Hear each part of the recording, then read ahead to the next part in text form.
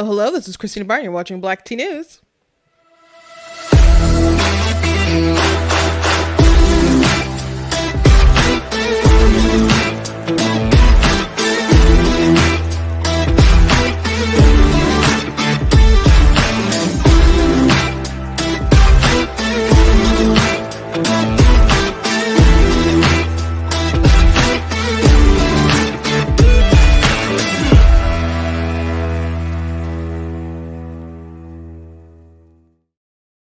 Well, today's a crazy news day, guys. Or at least it was, and it's still spilling over as a lot of things started exploding after, we got off the air. Man, oh man. So the DOJ, of course, has decided to go after President Trump for the documents that he had at Mar-a-Lago, his classified documents. There was him going back and forth with whether or not he was going to give it to them or not, and or he had everything, didn't have everything, etc.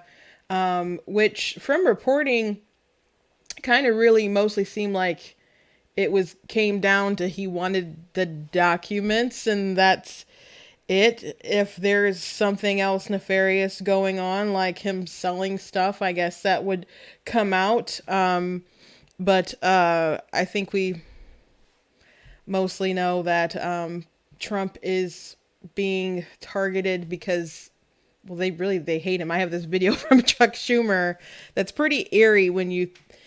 It was eerie at the time when he said it, but it's pretty notable now given everything. So we'll talk about that. But I want to also talk about this news that was kind of like sideline with President Biden being accused of taking like a $5 million bribe from Burisma for, I guess, pushing the stuff that they wanted along through. And that news broke as Trump Jr. mentioned. And then the DOJ indictment happened, and it's like, are these things a coincidence that they're happening now at the same time? Maybe not. I think a lot of those things are plotted and planned in advance. That doesn't mean that they just prosecute him because of that stuff, but I really don't think they ever forgave Trump for winning and embarrassing a lot of establishment people, but we'll get into all that when we get to that segment. So a lot of interesting stuff going on today. There's also this video from Christie that I want to talk about that we talked about yesterday, but there was more conversations that followed afterwards. So jam-packed day. But before we jump into it, I want to encourage you guys, go to blacktnews.com, check out different content on my website, videos, articles, etc. Man, someone was so triggered, I guess, by my article about cis being a slur, if you say cisgendered woman or whatever. They're like, this article's pathetic, and learn how to write articles, and blah, blah, blah. I'm just like, if you had a real rebuttal, you'd write one. And so it's funny, the reaction. So if you haven't read that article, please read it, about why cisgender or cis calling women and men, but I think particularly women, find it annoying, why it's considered to be a slur. So go ahead and read that and share that. That's at blacktnews.com, and also other articles and stuff that I have on the website. Check out different merch that I have. I have my book, of course, Guys Blatantly Against Abortion. That's available now on Barnes & Noble. You guys can also get that on Amazon as well. So you guys can get that. You guys can also get other merch from the store, like the pro-choice men are sus, as in suspect, as in I question some of the motives. By the way, I just saw a great TikTok. There's a documentary apparently from the feminist perspective of being pro-life, and I just saw a clip of like a trailer that was on, I think it's just a trailer, I don't know if it's out, on TikTok. And so there was a girl talking about how she was pregnant and her boyfriend like came to her, I think when she was in class or something, and told her like, you need to go get an abortion. And she was just kind of stunned. She had been, thinking about the baby and was considering it, I guess. And he was really, really pressuring her. And even if you're pro-choice, please consider how women are coerced into it. And that's something that's not talked about enough. But he was pressuring her. And then he's like, I can't have my parents find out. And then he said, if you don't do it, I'm going to kill you. And so when he threatened her life, it kind of clicked there and for her that if he's willing to get rid of me because I'm an inconvenience, how can I get rid of my child because I'm an inconvenience, because the child is an inconvenience? So how could she inflict that same kind of violence on her child that he just threatened to do to her? So I thought that was interesting. I thought that was a really good point. So I'm going to have to go back and look at that video, but um, I just want to throw that out there. Check out other merch on my website, like the You Are Not That Special. We got the Frederick Douglass shirt, which, you know, the 4th of July is coming up really quick. So you guys can get some cool merch that we got. Also, the Life Wins and Roe Casey aborted, which the anniversary of Roe v. Wade being overturned is on the 24th, which will be from Saturday. It's 2 weeks from now. Which, speaking of Saturday, someone on my live mentioned that they had this also a birthday on Saturday. I saw that they wished me a happy birthday. I didn't see that their birthday was the same day. So also a happy birthday to you. But anyway, my birthday's on Saturday. So yeah, I will be 34 years old. Pretty wild, pretty wild. My sisters like to say, you're older than Jesus. And so, when I was 33, I was used old as a Jesus. So my sister threw that out at me at Bible study. And I was like, I just looked at her blank face and said, Jesus is eternal. And, that was that. I'm sure we'll still continue to say that because I obviously have siblings that we could say, oof, you older than Jesus. So yeah, we'll be 34 on Saturday. And, you know, if you'd like to help Black Teen News, you can go to blackteennews.com/donate, to give. It helps, it costs to run my website, costs to stream. I'm streaming at multiple places. So I'm using like a different kind of software to help me with my transitions and all kinds of different stuff. There's different, software and equipment and different things that I would really like to get. So if you can support Black Teen News, please go blackteennews.com and leave a gift, whether it's a gift $10 or $20, $50 or more. I appreciate everyone who can help, who's gone that extra distance. And you could, you know, consider it like it's also her birthday. Like, let me really help Black Teen. Very much appreciate it. You can give on Facebook by doing stars. You can go on YouTube. You can do super chats and stuff. But if you go to the website and give that way, that'll be great. There's a link there should be, if you're watching on Facebook and YouTube, there is a link that'll take you to the website. There's also a link for my book in there as well. So again, thank you guys very much. And thank you guys for just watching and adding people. I put a post on Facebook today because they're really suppressing my reach as of late. And I thank you to everyone who commented to just let me know that you're watching and exists. But it's not just my page. There's other pages that I manage as well, help manage. And we've noticed that we're just not getting a lot of engagement. So, we're always consistently posting on that other stuff. So I don't know what's going on with Facebook. Them changing their algorithm or suppressing stuff. Maybe it's because we're getting into election season. I don't know.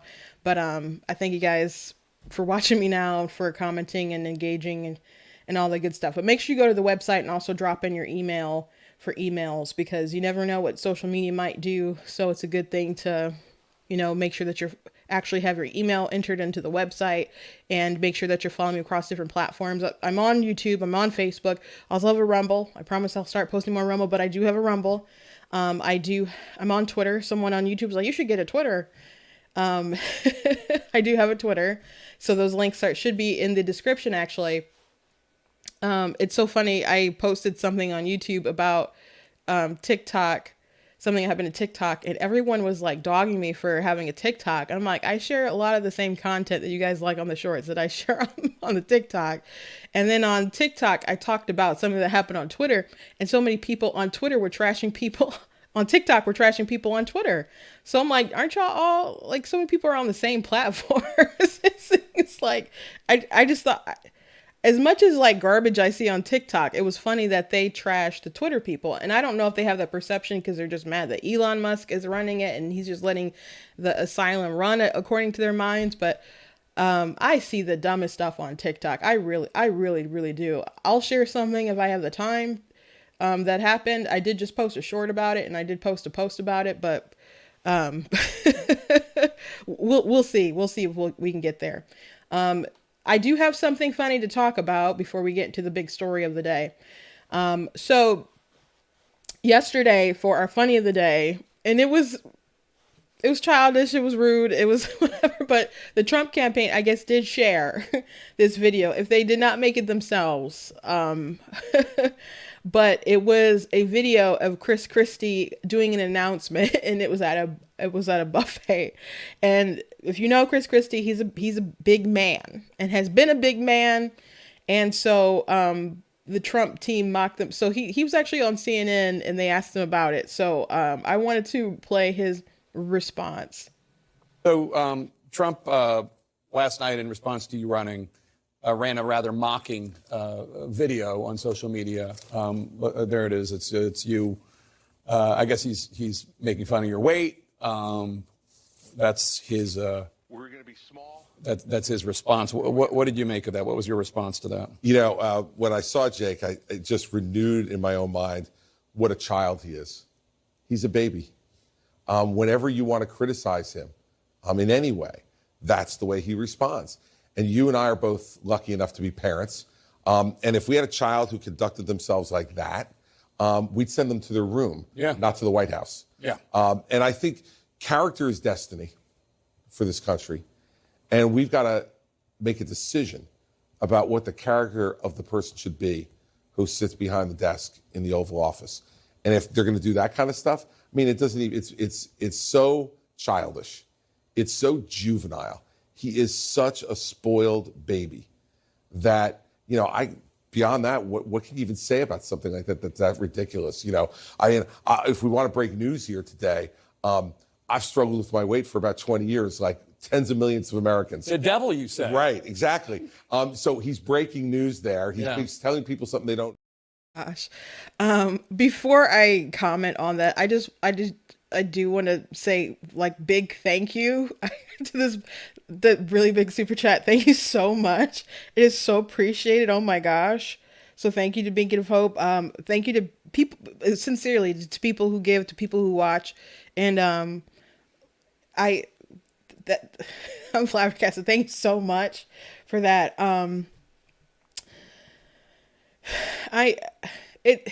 It does warm my heart for people to support what I am doing.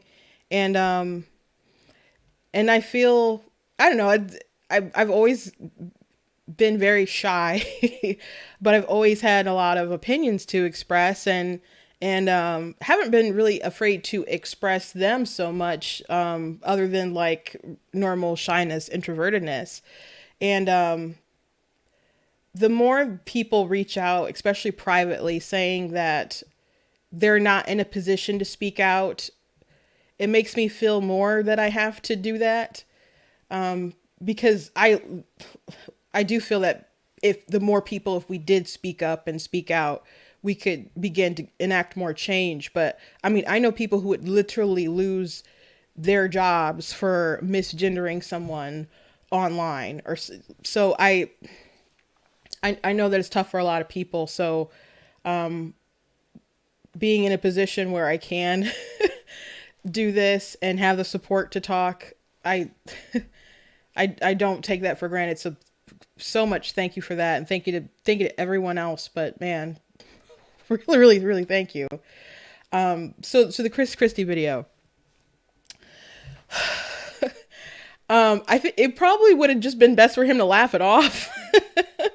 I'm sorry. I'm a big person, and I've been big forever. And, you know, not forever, but, you know, about 34 years. I've pretty much been, you know, a bigger child and a bigger person my whole life.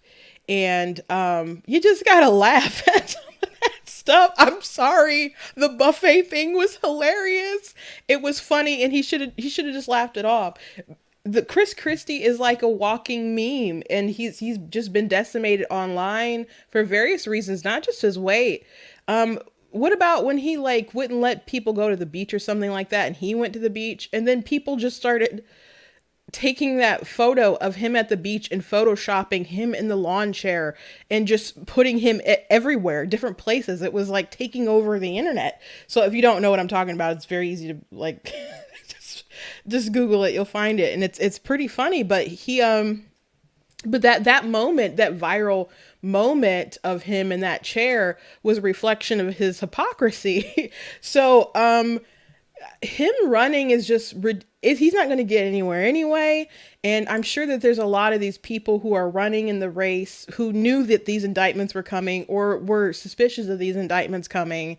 And there's people who are running who spoke out and said, this is wrong. This is a weaponization of the DOJ and et cetera. And Trump team folks still didn't like some of their replies. Man, some people were still cussing out DeSantis's folks and stuff. Because at the end of the day, they're still running a race. But Christie's just wasting his time for what reason, I don't know. I think it's important. Not everybody thinks the same. So many people run and they're doing stuff for their own advancement.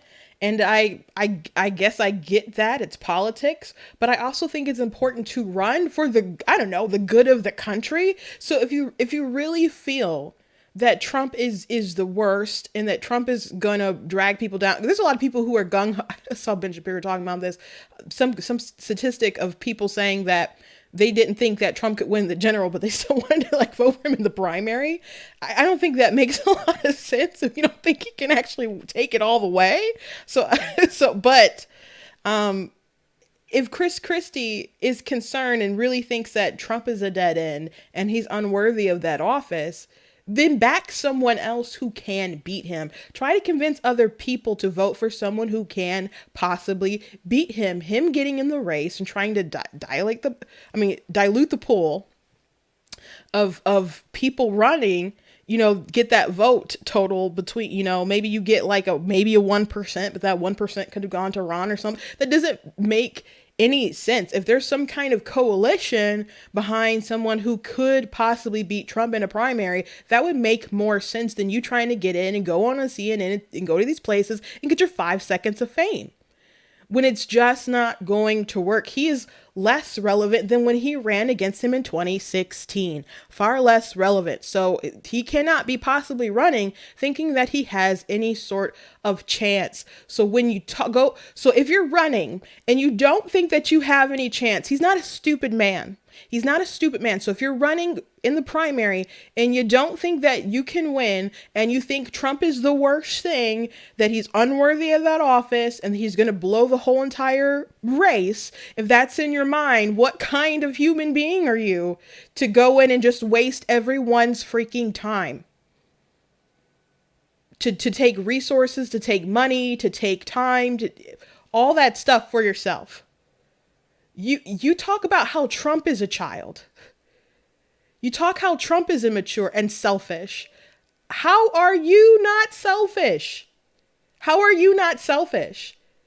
And Trump has more, he doesn't have a plurality of votes. He has a majority. That is, people have a very hard hill to climb if they want to beat him in a primary. And the truth is that so many people who you need to win over, because again, he has a majority of Republicans who want to support him. They feel more empowered or more, maybe not empowered, like it's more of a duty and obligation to support him now because he is so villainized and so persecuted in their eyes.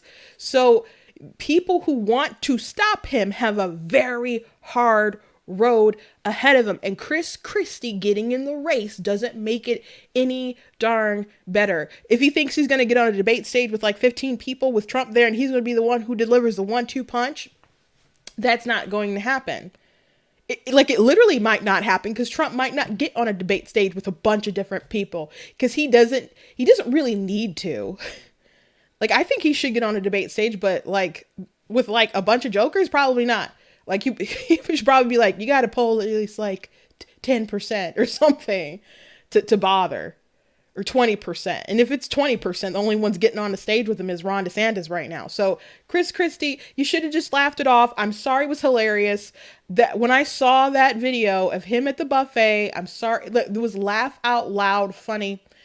It was funny. I'm sorry. I'm sorry that the struggle I understand with people and their weight and stuff, and you struggle with it your whole life and whatnot.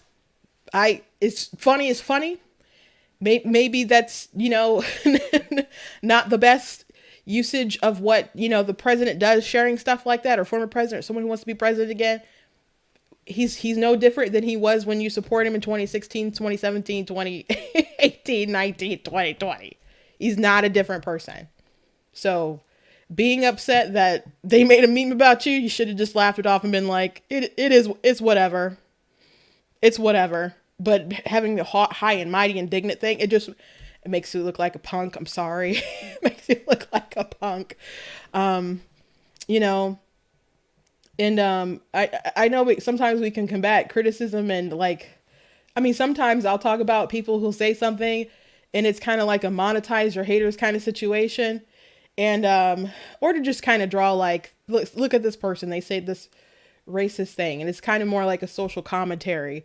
This isn't the same thing with Trump. He just, it's going to not help him in the long run. It's not going to change anyone's mind in the long run. People at Jake Tapper doesn't like you. People at CNN don't like you. It's Christie, and they're not going to vote for you. You're just wasting everyone's time. Anyway, let's move on because I do want to talk about, I'm going to start with this Biden DOJ stuff because that was sidelined by the Trump indictment stuff. So I want to make sure that we talk about it. So Joe Biden allegedly paid $5 million by Burisma executive as part of a bribery scheme, according to FBI document. And this is something that's been reported by, this is Fox News Digital I'm reading from. Exclusive President Joe Biden was allegedly paid $5 million by an executive of Ukraine natural gas firm Burisma Holdings, where his son Hunter Biden sat on the board, a confidential human source told the FBI during a June 2020 interview. Sources familiar with told Fox News Digital, I'm glad we still have human sources.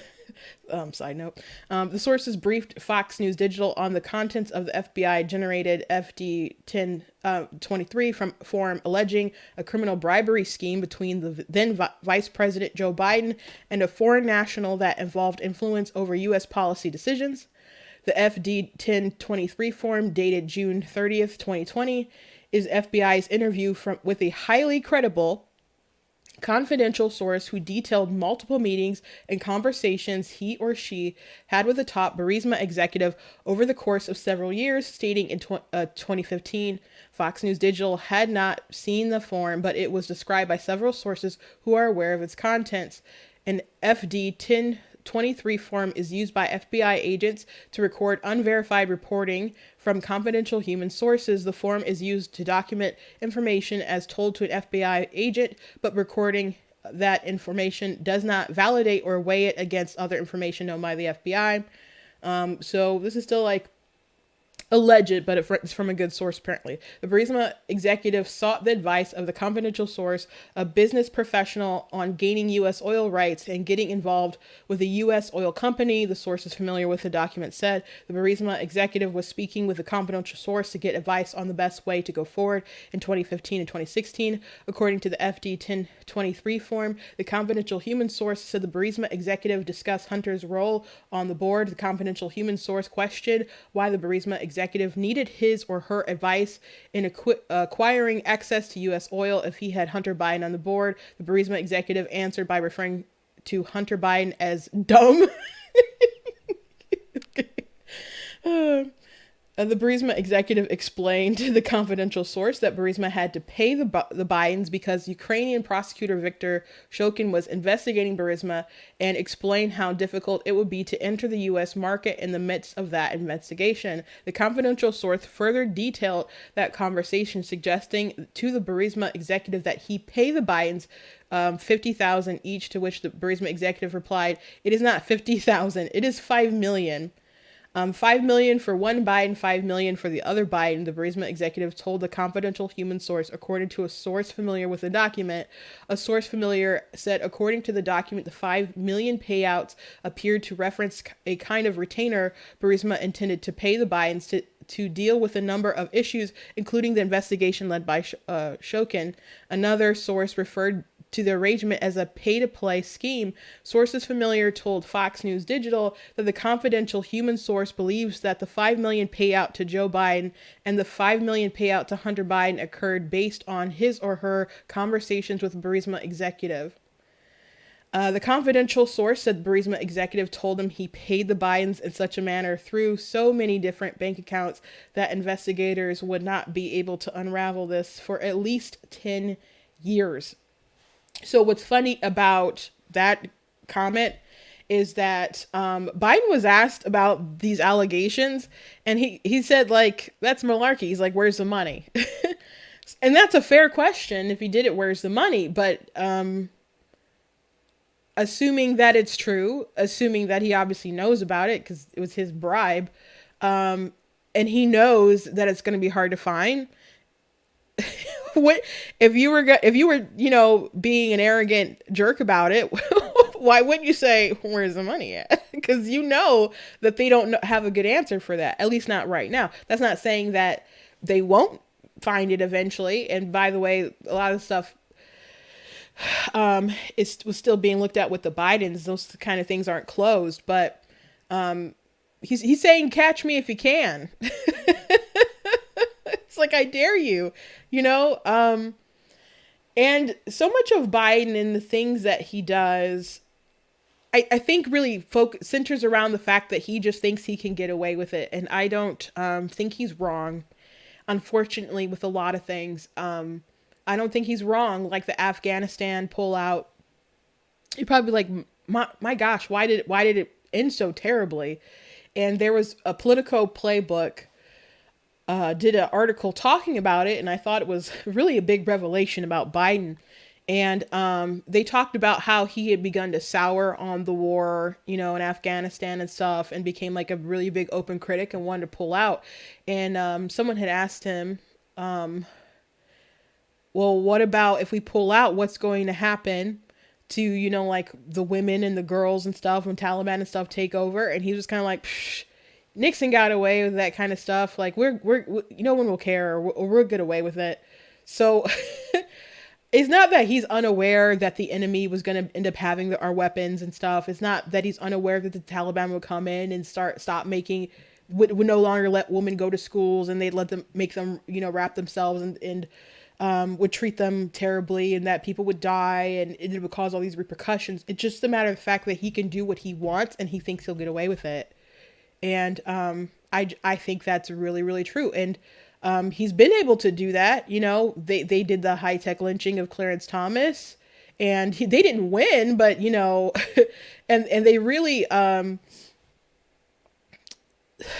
shifted the game of how they treat people who go through those confirmation hearings. But he did it before with the borking, and people wanted to bork Thomas, but Thomas stood firm, and he ended up getting confirmed.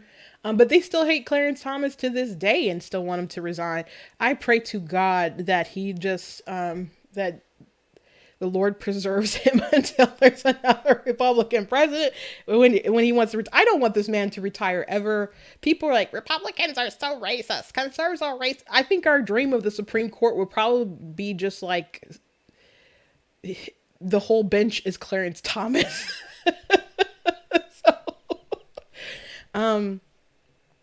But he's done so many terrible things over and over and over. He lies at the drop of a hat, will switch his mind at the drop of a hat if he needs to for political convenience, and they just all think that they can get away with it, and that's why they do it. That's why they lie. Think about Harry Reid lying about Mitt Romney's tax returns, and people thinking like, oh, this man didn't pay his taxes. He knew that was a lie, and then he was confronted afterwards, and he's like, I don't care. He's not president.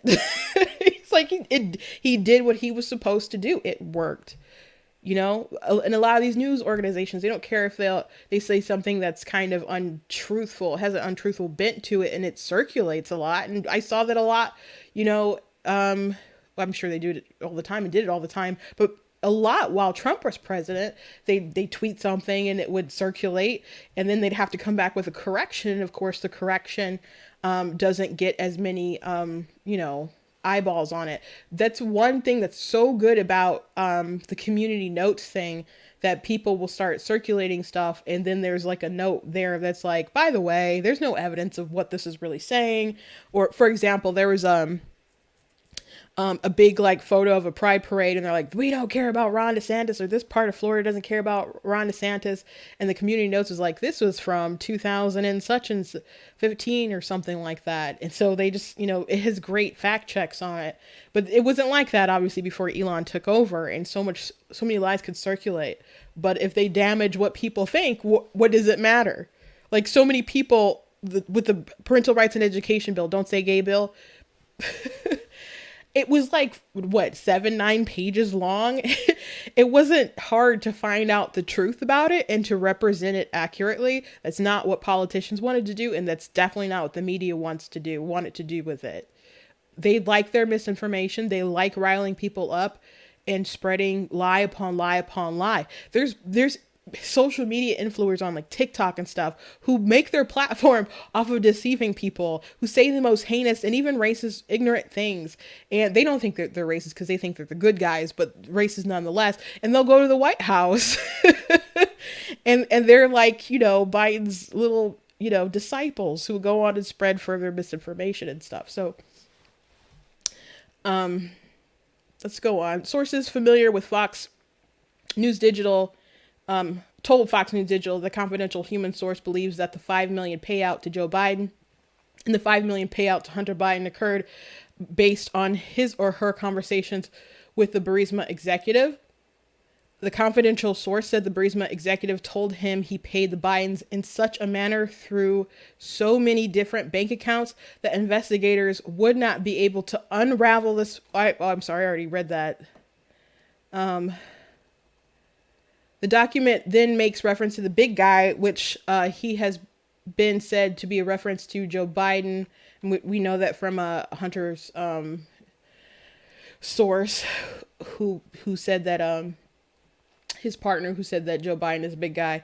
The Burisma executive told the confidential source that he didn't pay the big guy directly, which obviously they didn't do that. Fox News Digital has learned that the confidential human source has been used by the FBI as a regular reliable source of information since 2010 and has been paid approximately $200,000 by the Bureau. So again, a credible source who they've used repeatedly. Sources said that no, that doesn't mean that all this is true. I think we can kind of imagine that it probably is.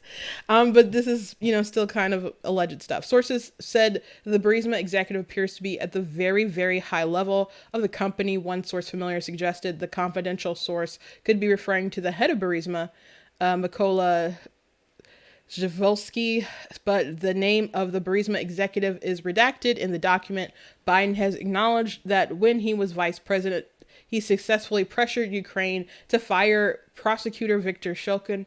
At the time, Shokin was investigating Burisma Holdings, and at the time, Hunter had a highly lucrative role on the board, receiving thousands of dollars per month, and then Vice President threatened to withhold $1 billion of critical U.S. aid if Shokin was not fired. So if you guys don't remember that, I believe I have a clip, and this is the son of a bleep moment. So here that is, if you don't recall. I remember going over convincing our team, or others too, convincing us that we should be providing for loan guarantees. And I went over, for, I guess, the 12th, 13th time to Kyiv, and I was supposed to announce that there was another $1 billion loan guarantee. And I had gotten a commitment from Poroshenko and from Yatsenyuk that they would take action against the state prosecutor, and they didn't. So they said they were walking out to press conference. I said, no, I said, I'm not going to, or we're not going to give you the $1 billion. They said, you have no authority. You're not the president. The president said. I said, call him. I said, I'm telling you, you're not getting the $1 billion. I said, you're not getting the $1 billion. I'm going to be leaving here. And I think it was, 6 hours? I looked, I said, I'm leaving in 6 hours. If the prosecutor's not fired, you're not getting the money. Well, son of a bitch. Got fired. And they put in place someone who was solid at the time. So, connecting all these dots, and again, this dropped the other day, and then you got the Trump indictment. So it's like, did they drop? Apparently, obviously, they're going to drop the Trump indictment, but did it happen the same day to kind of bury the story a little bit? Who? I think that makes sense, but at the same time, maybe they don't care. Again, maybe they just don't care. This story is not a lot of people I saw were really talking about this, especially after the Trump news broke. But what's interesting about the Biden, bragging about how he got that prosecutor fired. Trump, probably saw that on the news somewhere and then was on that call, did with his not so perfect phone call, the call that he calls perfect, but wasn't so perfect. And talking about wanting to find information, and investigate and look into that. And so when that happened, and that was like the beginning of the Trump impeachment, the first one, right? And so they were thinking about withholding funds unless they looked into it or something. It didn't end up happening, and he still was like impeached for that. And one of the charges was like obstruction of Congress. I'm like, how do you charge for obstruction of Congress because an equal branch of the government didn't bow to your whims? It was all really ridiculous to me. But if you recall, during that time, the narrative and the rhetoric surrounding that was like the real crime. The real crime was it seemed like he really got impeached for digging into Joe Biden's business. That's what it really seemed like to me, and that's kind of still what it seems like is going on today. But particularly back then, But they were saying, how dare a president try to look into or go after a political rival, and this is banana republic kind of stuff. That was the rhetoric at the time, and that was the rhetoric when people would say, you were at the rallies and people would yell, lock her up, which FYI, at the rallies that would happen all the time. I don't recall ever being one of those lock her up kind of folks, but I was there. and even like, but it was pretty clear she did shady stuff, but Trump didn't want to go after Hillary afterwards. Maybe he probably regrets that now, but he probably felt like for the best of the republic that it was best to kind of let that go and not prosecute your political enemies. Because I remember being at the rally in Michigan, I guess it was like right after he had won, and people started chanting lock her up, and he's like, no, it's fine, let it go. He's like, that was fine before, and we don't do that anymore. He had a different sort of perspective or whatever, and I wonder how different his presidency might have been if it wasn't like hostile 24/7 for him. Would he have tried to be a bit more, I guess, what we deem as presidential? And since people, were just ready to punch him in the face at all times, he was ready to take a 2x4 and smack him in the head. I wonder how different things could have been if people were like, let's really give this a shot. But the media was like, well, we have to treat Trump differently. That was their attitude, and something they confessed often, that they had to treat him differently because they viewed him as a different sort of being. But my thing is that somewhere was Trump the problem, or was how you were willing to what you were willing to become to defeat him the problem? Like National Review and all these people, Never Trumpers and folks, are writing all the stuff about like when Trump was running and how the dangers of how America could be transformed if Trump was in office and where we go from here, etc. And there's things that I could say, like, I don't like that this is going on, or that's going on, or that's a repercussion of, Trump being in office or whatever. There are things that I could think of that I could probably say.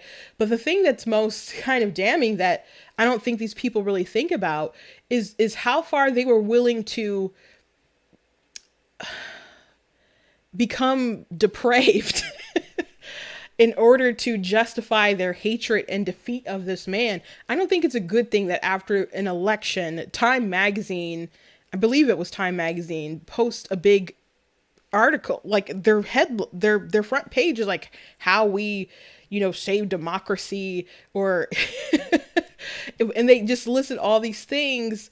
It was like the shadow campaign to save the election or something. So they talk about all this money that they poured in different places, and we know they changed different laws without in some instances they just act differently and didn't actually change the laws. They changed policies but not the laws, and did all these things to make sure that he would not win. At the same time, we know that people acted so grotesque with their COVID policies. And at the same time, you had politicians saying we can use COVID to enact our agendas. So, but the really most striking interview is probably the one with Sam Harris, saying that he wouldn't have cared if Hunter Biden had a basement full of dead children, that he was fine with the sort of collusion that social media had and the FBI had, or whoever, with not releasing information with Hunter Biden's laptop and stopping people from seeing that story and locking out New York Post, like the oldest paper in the country, in order to protect Joe Biden so he could win. And I'm like, is Trump is a one person, right? And there's a lot of people who back him, who vote for him, and are gonna be, like, that's our guy. And I'm not saying that he's not powerful, and he doesn't have a lot of damage that he could do, but he has no more power than what we gave him.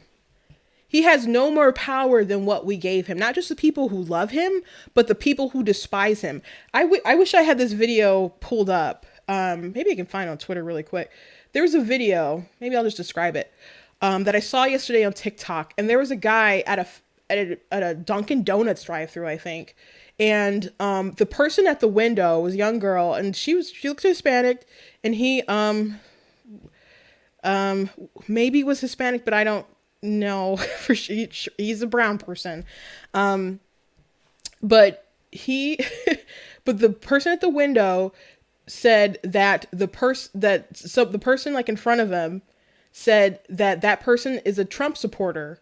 And I guess they told the person working at the window because they wanted them to give them, I don't know if it was a warning because they thought he would do something, which I think is probably not what they intended. It was probably so they would give them poor service because he was a Trump supporter, because he had like a Trump 2024 sticker or something. And the girl was just flabbergasted that the guy would do that. And so the deranged leftist or whatever ended up pulling up behind him. And so the guy stuck his head out and he's just like, Trump 2024, or said something like that. And the guy just, starts saying all this, negative stuff to him or whatever. And just deranged. But who did Trump make you do that and act that way and be crazy and expect people to give you like bad service because you got a bumper sticker? Like who did Trump tell you to do that? Or did you allow your mind to just get crazy? The thing with Trump's indictment, people keep saying that no one is above the law. And we say that, but I don't think people really know that or actually feel that in their bones and think that to be a reality. Because I think there's folks that we can think of that didn't really face justice for things that perhaps they should have. So I think that's something that we strive towards and we hope is true. But if we let our cynical side take over, I think we would admit that we don't always believe that to be the case. But are there some people who are so despised that you give yourself permission to sink to any sort of depths to destroy them? And I think that is so the case with Trump. So that's why people who may not even like him that much, but just feel protective of him, will go through like a fire to vote for him in the primaries and in the general, because they feel that the sort of hatred that he has, that could really, that he's like a conduit really of how these people would treat them if they were in the same position. I think a lot of the hatred toward Trump isn't just about his character and who he is and what he does or whatever, because these people were associated with Trump prior to him running for president. And, he was giving money to them. They'd go to Mar-a-Lago. They would go to Trump Tower. They would go to his parties. They would write rap songs about him. They went on Apprentice, so it's not like, these people weren't associated with him prior to him being president, right? There was a shift when he decided to be the nominee and stuff. And maybe people like, well, that's just a different lane and he should never got into it or whatever. But I used to still, you don't just wake up and just decide that someone that you knew the whole time was like literally Hitler. You don't just wake up and decide that. Well, I guess you do. I guess you do. But do you really think he changed that much from the time of him not being president and running on The Apprentice or whatever? I don't think so. It's just different because he's not on your team anymore, right? So he wasn't supposed to win. They wanted him to be the nominee because they thought that was going to be Hillary Clinton's best shot. That was revealed within the Podesta emails. That was actually her strategy was for Trump to be the nominee, and then she just thought she had it in the bag. And then he won, and they didn't get over that. They never got over it. They never forgave him for that. And people on both sides of the aisle within the Republican establishment and Democrat establishment or whatever, probably forever were not okay with him winning in the way that he did. And I think that, so there's the they didn't forgive him aspect, but there's also the we can't let this be a thing. And so I think it's also about making an example out of him. And if they do successfully make an example out of him, you could go, oh, well, Trump makes his own problems, and Trump, he says stuff and does stuff. Like, he could have just gave the documents back, and he could have, not gone back and forth with them, and he could keep his mouth shut, and he talks to me, and he does. And I can agree with you a lot of stuff. Someone was like, Trump people, they're too, they're in a cult. And I'm like, oh, some people are cultish. I will agree with you with that. But I said, if you're watching my stuff and you don't think I criticize Trump, you haven't been following me long enough. Because if he does something I don't like, I'll certainly risk ticking off, whoever to speak my mind. I have no allegiance to anyone. Well, I other than, my pursuit of truth, or the truth. And so I will be honest with what I think. So if he's right, he's right. If he's wrong, he's wrong. So he's by far not a perfect person and has definitely made a lot of his own problems. But is he prosecuted in a way that's similar to his rivals? I don't think so. Especially if you look at like Hillary Clinton and her situation with the emails that she had. She didn't just have a private server and Comey letting her off because there was like gross negligence, like the intent wasn't there. Like, why did she have the private server? And he believed, or people believe, that the Russians and stuff actually had information that was classified because of how she mishandled stuff. How can we just, like, I don't know, let that go? I remember watching that press conference and I'm like, Comey is like laying this all out, man. She like just a perfect case of all the things she's done wrong. This is like a slam dunk. She's, getting in trouble for this. And then he's just like, well, but no prosecutor in their right mind would take this case. I'm like, why? Cause you made to me, this seems like a pretty good argument. It sounds like you got more going on there than what you had with Trump there. Because they even like destroyed devices with hammers, and CNN, like when they were talking about that, Brooke, I can't remember her last name, but she's like, wait, hammers, come on. She's like, fact check that on the fly. Fact check that on the fly for me. And they're like, yes, it was hammers. So I didn't have time to find those two clips or Comey like going through the press conference and them talking about the hammers and stuff. But I'm gonna play this video from back in the day when I worked at the Michigan Republican Party, and this is this is a video that I made that has close to 90,000, is 893,000 views. I said the other day I said close to 900. So yeah, it was pretty close to 900. But I made this video back when I worked at the Michigan Republican Party. So this is 50 reasons. I'm just gonna play. You can go look it up later. I'm just gonna play the part until we get to the Comey part in the emails. But I'm gonna play it from the beginning to that part. So we're not gonna watch the whole thing because it's like 5 minutes long. But we're gonna watch quite a bit of it until we at least get to that part, because I don't remember which number it is. I think it's in the 20s. So it goes pretty fast though. Man, I had a lot of fun making this video. I certainly did.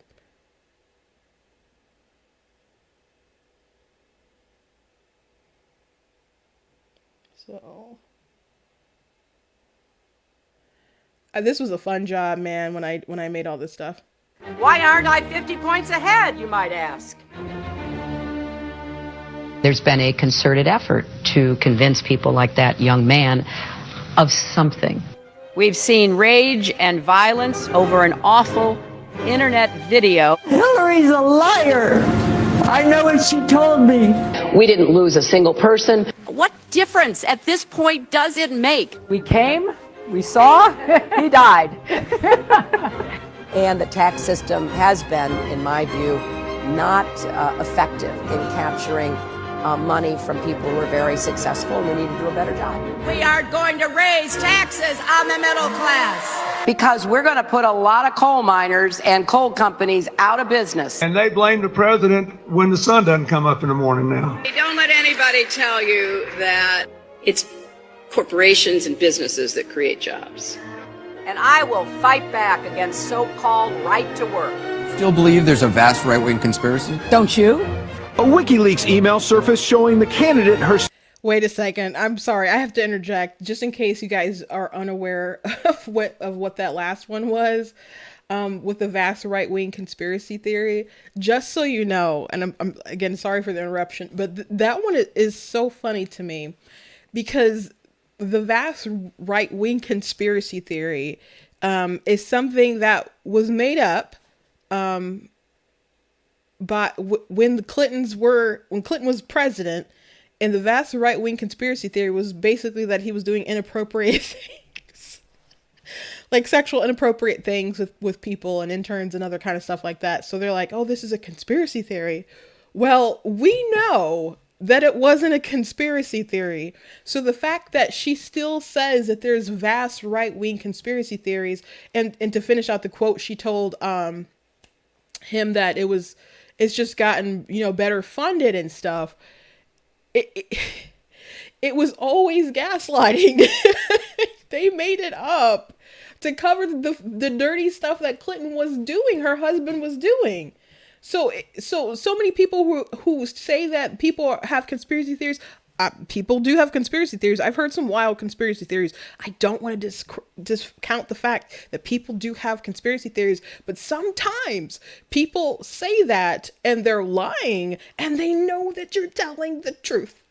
Or they'll say things are conspiracies, or they'll say it's a right-wing conspiracy to discredit it when there's valid sort of criticism happening. Like, remember that Netflix movie Cuties that came out when there was like the movie and the girls like doing some kind of twerk competition and their poster was really heinous and stuff that came out, and it was a huge thing people were talking about on the internet.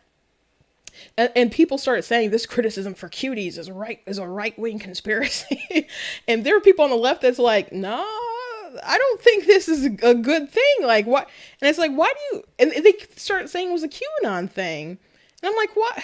QAnon people believe a lot of weird stuff. I've heard, like, I've run into some QAnon people. They believe a lot of kooky stuff, but anything that was like sexual, they just wanted to kind of relate to QAnon people. And I'm like, why y'all doing that? Why y'all doing that? Because some of the now they do believe some out there stuff about some of the sexual stuff, but some of the stuff they're talking about, I'm like, that kind of seems like maybe we need to look more into that. So why? And that was the only thing that they wanted to talk about with the QAnon people. So I'm sorry for getting off track, but yeah, not everything is a vast right-wing conspiracy theory, not in the least bit. But I just wanted to give you a little bit of information on that. So let's get back to the video. Self lined up a $12 million commitment from King Mohammed VI of Morocco. Which enemy are you most proud of? Probably the Republicans. You could put half of Trump's supporters into what I call the basket of deplorables. They are irredeemable, but thankfully they are not America. I want to defend the Affordable Care Act. It is one of the great accomplishments, not only of this president, but of the Democratic Party going back to Harry Truman. They're children of the Great Recession, and they are living in their parents' basement. Have you always told the truth? I've always tried to. And overall, veterans who do get treated are satisfied with their treatment. She is suggesting in public that you have a problem with women speaking out. 110 emails in 52 email chains have been determined by the owning agency to contain classified information at the time they were sent or received. I opted for convenience to use my personal email account because I thought it would be easier to carry just one device.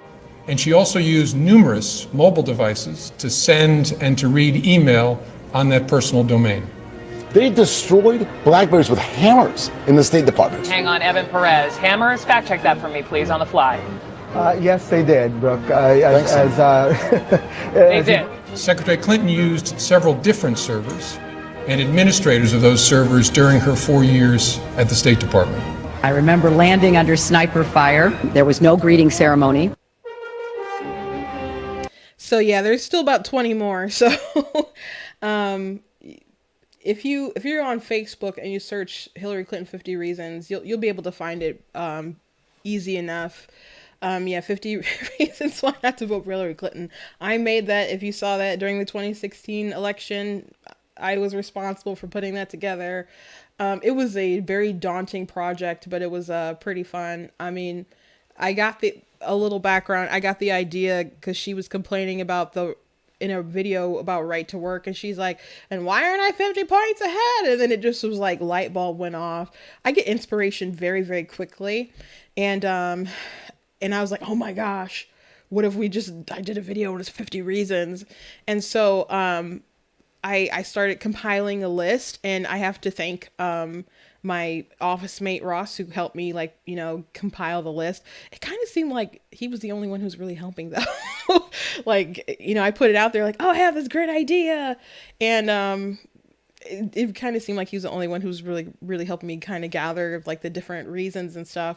And I think when I had my whole list together, my first draft of the video, there was maybe like 2 things they wanted replaced. And so like my bosses, there was like a whole chain of command for them approving the video. And then I swapped out like the 2 things and stuff, and then it was golden. And the people just loved it. The people loved it. And people, that was kind of my claim. I did a lot of really great videos while I was there at, the Michigan Republican Party, but that's the thing that people really remember. So she did a lot of awful things that did not deserve to win. And I'm so glad that she lost. But she lied about so many different things regarding the emails. And when I first watched it, I thought Comey was laying out such a good case for her to be prosecuted. And then he announced that he wasn't going to do it. So I'm just like, did they tell him they couldn't prosecute? And he's just laying out a good case and spilling all the tea and like lighting on fire before he walked away. But I don't know, he's full on, Biden is the only way. He's the only one who loves the Constitution now. So I don't know what his deal was, but maybe, I don't know what all was going through his head at the time when all this went down, and maybe he's just so jaded about how he was treated that he's just delusional about Biden is the only one who loves the Constitution. But Hillary Clinton definitely could be in jail for her handling of the classified documents. And of course, Biden had his classified documents in multiple different places. He had documents not when he was president, but not even when he was vice president. He had maybe his documents when he was vice president, but when he was a senator, and had stuff like, and he was like, by the way, it was in my garage. Your garage that your crackhead son who's dealing with shady characters who had access to? Are you kidding me? What was in your Corvette or near the Corvette? Like, people aren't treating people the same.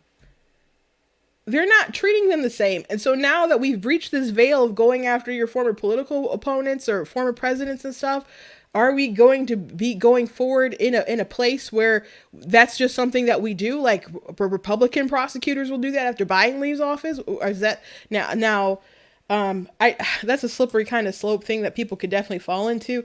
I don't know if a lot of Republicans have the kind of, I don't know, cojones to do something like that. So I don't know if that is or isn't a threat.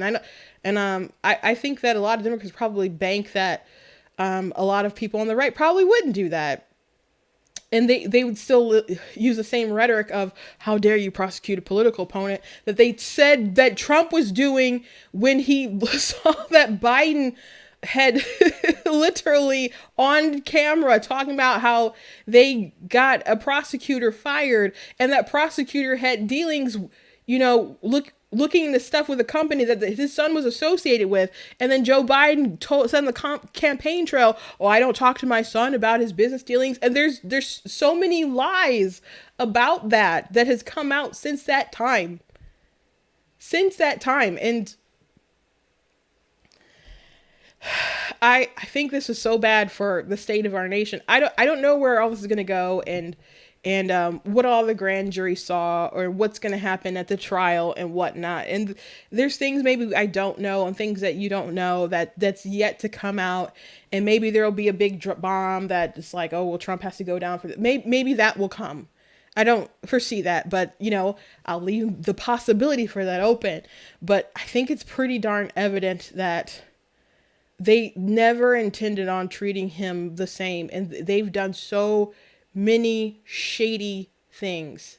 And I don't think it's going to stop. And again, I don't think they care, because they think that they're going to get away with it. And Hunter's being investigated for different stuff. Biden, he's being investigated, but I don't foresee them actually prosecuting and really going at him. We've seen them weaponize the DOJ, whether it's how they treated like pro-life people and doing like sidewalk evangelicalism kind of stuff, or treating parents as domestic terrorists. The DOJ has been weaponized, and it's not anything new. Obama weaponized the different departments as well, and this is really an extension of the nightmare, and it's just worse now. It's just worse. And we'll have to see where it goes. I might do like an advanced video kind of laying out this stuff more kind of succinctly, but it's crazy. I do also want to shout out to another super chat from Tab there. Thank you very much. Very much appreciate that for your guys' support. But I guess that's all that I have to say here on today about this crazy story, but we'll continue to watch it. But it was important to me at least to talk about the Burisma thing, because it definitely get overshadowed with Trump's statement. Look, I actually do have a statement though. He did a video, but I couldn't find it quick enough to download it before I started. But let me go ahead and read what he said. He did rant a little bit, but Trump is definitely talking about this. And I don't know how well he will do actually, like, in the trial. I'm like, if they can ever manage to prosecute him for something, I don't know how well it would go for him when he actually started talking. I don't know. Because Trump is... I'm a little surprised that they haven't got him on something with like perjury to some kind of degree, just because he exaggerates things so much. I don't know how this trial is going to go, but it's going to be in Florida actually. The corrupt Biden administration has informed my attorneys that I have been indicted seemingly over the boxes hoax, even though Joe Biden has 1,850 boxes at the University of Delaware, additional boxes in Chinatown, D.C., with even more boxes at the University of Pennsylvania, and documents all over his garage floor when he parks his Corvette, and which is secured by only a garage door that is a paper thin and open much of the time. I have been summoned to appear at the federal courthouse in Miami on Tuesday at 3 p.m. I never thought it possible that such a thing could happen to a former president of the United States who received far more votes than any sitting president in the history of our country and is currently leading by far all the candidates, both Democrat and Republican, in polls of the 2024 presidential election. I am an innocent man. And different investigations and stuff going on with Hillary Clinton. They didn't want to, they ended up having to bring to light, especially after like the tarmac situation. And there was such criticism because obviously it would affect the outcome of, or they thought it would affect the outcome of the election. And they basically impeached Trump for going after political rival. And now we see them indicting a political rival for over documents, and Biden himself, who wasn't president, had documents in several different places, even in time when he was a senator. It's just bizarre, but we'll continue to follow the story. And, you know, if there's other big sort of details, you know, we'll let you know. Maybe they're a big shift or something, but, in the way we cover it, I don't know. But at the very least, I don't think this is good. And they've definitely treated people unfairly and differently. Hillary Clinton is retweeting, you know, hats that she sells that say "but her emails," and yes, you're a hypocrite, and we're all aware of it. And she's so aware of it that she's selling the hats to make people aware of the fact that she's done a bad thing, and is the only justice we got with that is her not being the president right now. That's the only justice that we really got in this world for it. But anyway, thank you guys so much for joining me today. I appreciate you guys in the chat and the comments.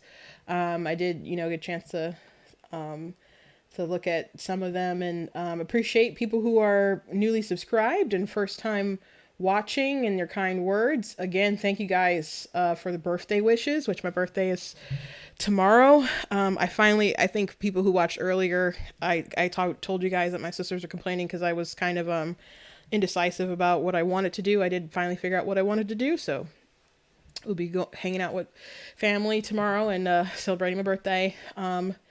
Again, thank you guys for people who donated today on the super chat. If you want to support Black Teen News, you can go to blackteennews.com/donate and give on the website. It costs a stream and do a bunch of different stuff, and there's equipment, different things that I'd like to get, and you know, you guys help the dream work, so I do really appreciate that. There's links right in the description if you guys want to do that. Also check out my books. Of course, God is Blatantly Against Abortion is available on Amazon and also Barnes & Noble. I also have a ton of other books as well. If you're into fiction, I have 17 published books and 15 of them are fiction. This isn't my latest picture with all my books. It's missing this picture is missing the abortion book, and it's also missing the sequel to my werewolf book. But I have historical fiction books. I have children's chapter books. And I know some of you have gotten them. I know some of you have reviewed, and thank you so much. I very much appreciate it. So, yeah, happy reading. All my stuff is available on Amazon. You can read them on paperback. You can also read them on Kindle. And they're also available on Kindle Unlimited. Most of them, the nonfiction stuff isn't. But all the fiction stuff is. And how that works is you're like subscribed to Kindle Unlimited, and then as long as you read through the book, I will get paid, I promise you. So, because it pays off the pages instead. So instead of like the whole thing. So if you do have Kindle Unlimited, most of my fiction is on there. So you guys can check it out that way. If you go to blackteennews.com and hit the merchandise page, there's a banner at the top that'll take you to my book website. You can just search my name, Christine LaBar, on Amazon. But this is my book website. I do usually do like a summary of all my books and stuff on my birthday, to encourage people to go get them, I guess. But but I'll probably put that on my other page, my Ninja Just YouTube page. If you're not if you like book stuff, you can follow me on that page. I don't have a lot of love over there, and I haven't showed a lot of love in a while, but it does exist. It does exist. And I guess that's it. Thank you guys so much for following me. And I really, really, really do appreciate it. That Black Teen News has been a big labor of love for a long while, and it just recently, like in the past 6 months or so, I've had an explosion, at least on YouTube, with it steadily growing, especially as Facebook seems to be suppressing. And TikTok was my first big like explosion, but they throttled me so hard, and wouldn't let me pop up on the For You page, so it got pretty tough. But I kept pushing and kept writing and keep making videos and stuff. And actually, one video that they took down on TikTok, I was like, well, let me put on YouTube, and that's got like 1 million views, maybe 2 million now, and just really exploded, and people started subscribing. And I know there's people who follow me who don't agree with me. Some people have said they don't even agree with me often, but they just like how I articulate my points and appreciate it. So I'm thankful to people who are on the same page, and I appreciate people who disagree and in like civil kind of conversations and debate and stuff. It's all very much appreciated, so much. And I just appreciate the growth. And I know some of you are brand spanking new, and I know some of you have been with me for a while. And just thank you for the journey. Life is really funny, because if you would have, if I was a kid wondering what I would do, as an adult and stuff, I guess I always wanted to minister and preach and stuff, but that's because I grew up in the church and I saw my family do it. But like this podcasting stuff, I mean, who would have thought of, back in the early 90s doing that kind of stuff. But I was really shy. I wouldn't have imagined doing this stuff and interviewing people and having a pretty good talent for it. That's something that, the Lord really ordered my footsteps and kind of revealed to me, I guess, it was supposed to be and what I was supposed to do. But it's been a long road again, and I know I'm kind of rambling, but I'm just grateful. I'm thankful, and God bless you. So I'll see you Monday when I'll be 34 years old. God bless you again.